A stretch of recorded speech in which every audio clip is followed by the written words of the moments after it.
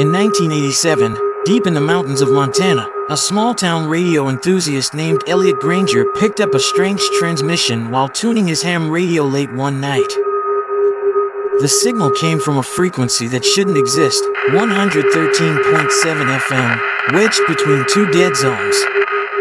At first, it was just static. Then, faintly, a voice. "If you can hear me, please help us." The voice was distant, crackling, and distorted, like it came from decades in the past. Elliot thought it was a prank or perhaps interference from another band. But the message repeated every few minutes, always the same words, always in the same trembling tone. He wrote it down in his logbook, just as he did with every strange broadcast he found. But when he tried to tune in again the next night, the frequency was gone. 35 years later, in 2022, Elliot was long retired, living alone in the same creaky wooden cabin surrounded by pine trees. His eyesight had faded, his equipment was old, but he still spent hours at night listening to the radio. Then, one stormy evening, the signal came back. The same frequency. The same faint voice. "Please help us. We can't leave." But this time, the transmission continued. A series of faint numbers followed the voice. 49.16, 110.7, North Ridge. We're trapped. Elliot froze. Those coordinates, they were close.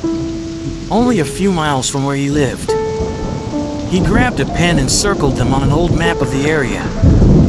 It led to a defunct radio tower, abandoned since the 1970s.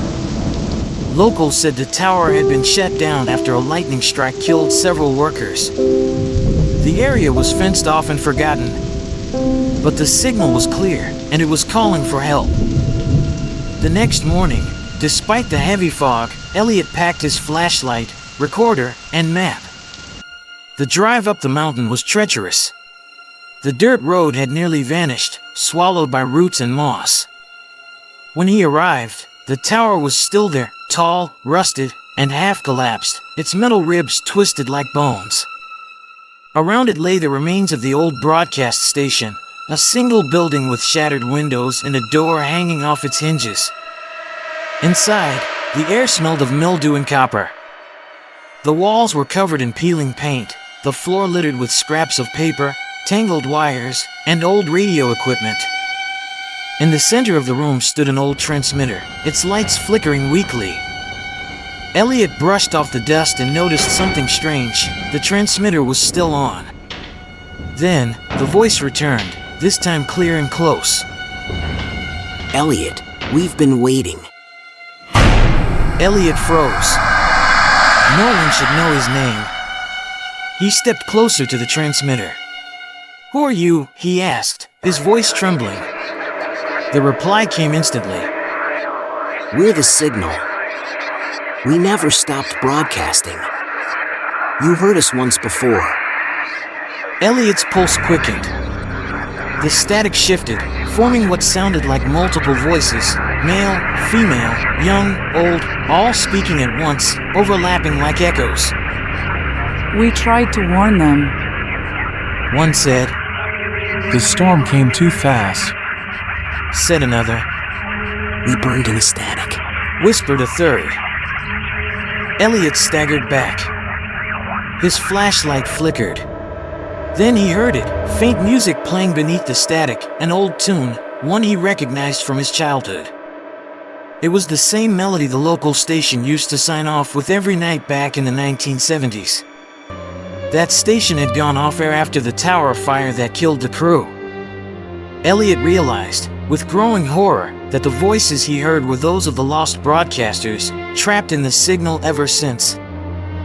Desperate to prove what he was hearing, Elliot set his tape recorder on the table and hit record. He asked the voices to identify themselves. One by one, they spoke. "Rachel Moore, technician."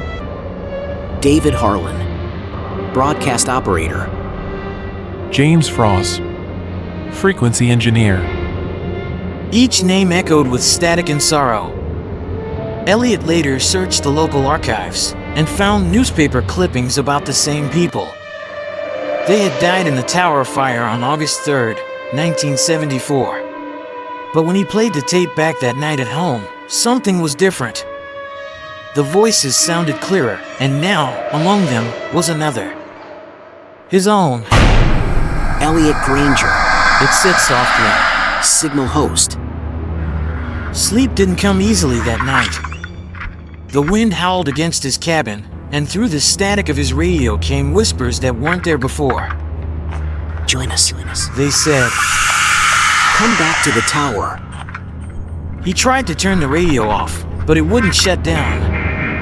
The dials moved on their own, the frequency locking again to 113.7 FM. The old sign-off tune began to play, haunting and nostalgic.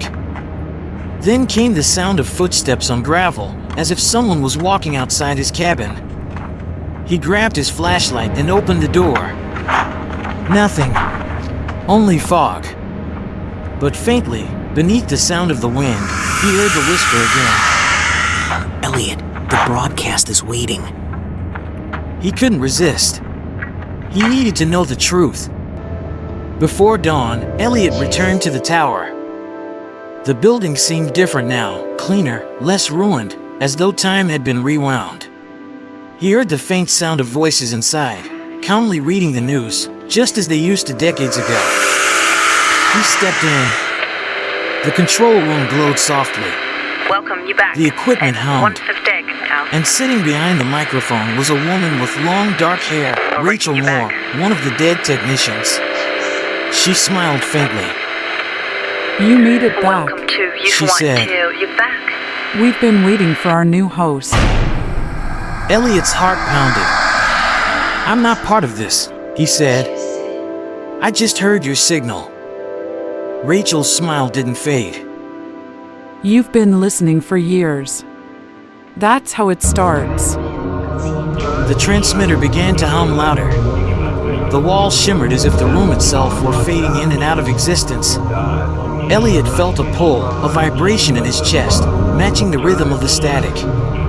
He turned to leave, but the doorway was gone. Only the soundboard remained, glowing faintly. He heard his own voice from the speakers. Good evening, listeners. This is Elliot Granger, coming to you live from station 113.7. He screamed, but no sound left his mouth. The static swallowed him. The broadcast continued. Weeks later, hikers found his empty car near the base of the mountain. The authorities searched the area, but the tower site was deserted. No sign of a recent fire, no footprints, no sign of life.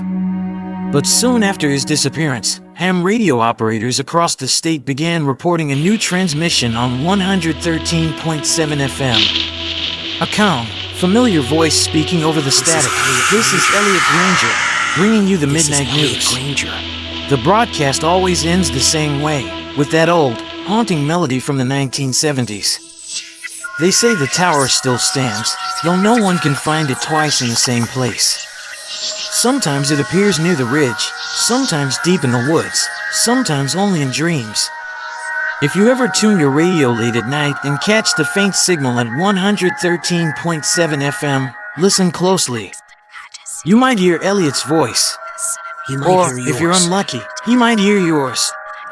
What do you think really happened to Elliot Granger and the Lost Broadcasters? Tell us in the comments. And don't forget to like, subscribe, and stay tuned for more unspoken tales.